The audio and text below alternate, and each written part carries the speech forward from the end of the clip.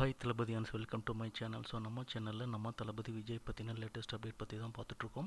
நம்ம தளபதி விஜய் 2026 தேர்தல் நோக்கி கடந்த சில வருடங்களாகவே மிக தீவிரமான பிரச்சாரத்தை மேற்கொண்ட நிலையில் அதன் விளைவாக பார்த்திங்கன்னா தமிழக மக்கள் மத்தியில் ஒரு மிகப்பெரிய வரவேற்பு நம்ம தளபதிக்கு விஜய்க்கு கிடைச்சிருக்கு அப்படின்னு சொல்லலாம்.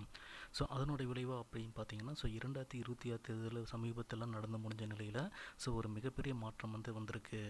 அதற்கு முக்கியமான காரணம் நம்ம தளபதி விஜய் அப்படின்னு தான் சொல்லப்படுது. ஏன் அப்படின்னா, அதாவது தமிழக வரலாற்றிலே பார்த்திங்கன்னா கடந்த 30 ஆண்டுகளாக தமிழக சட்டமன்ற தேர்தலில் 70லேருந்து 80% தான் வாக்குகள் பதிவாகிருக்கு அப்படிங்கிற நிலையில் முதன் முறையாக 82%, அதாவது கிட்டத்தட்ட 83% வாக்குகள் பதிவாகிருக்கு. மக்கள் ரொம்ப ஆர்வமாக வாக்களிச்சிருக்காங்க அப்படின்னு சொல்கிறாங்க.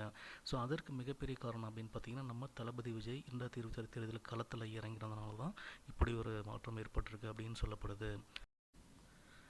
இந்த நிலையில் தமிழக சட்டமன்ற தேர்தல் இன்றைக்கி முடிவுகள் வெளியாகியிருக்கு. சொன்னபடி நம்ம தளபதி விஜய் பார்த்திங்கன்னா சம்பவம் பண்ணியிருக்காரு.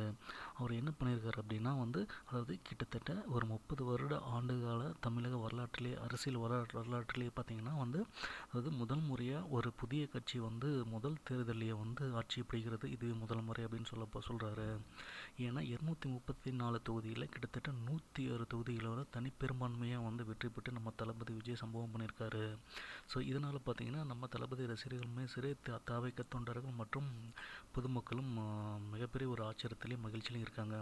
ஏன்னா நம்ம தளபதி விஜய் சொன்ன மாதிரியே தமிழகத்தில் ஒரு மிகப்பெரிய ஒரு மாற்றத்தை ஏற்படுத்தியிருக்காரு அப்படின்னு சொல்லலாம். அடுத்தடுத்து நம்ம தளபதி விஜய் எப்படிப்பட்ட சம்பவத்தை பண்ண போகிறார் அப்படிங்கிறத வெயிட் பண்ணி பார்க்கலாம். தேங்க்ஸ் ஃபார் வாட்சிங்.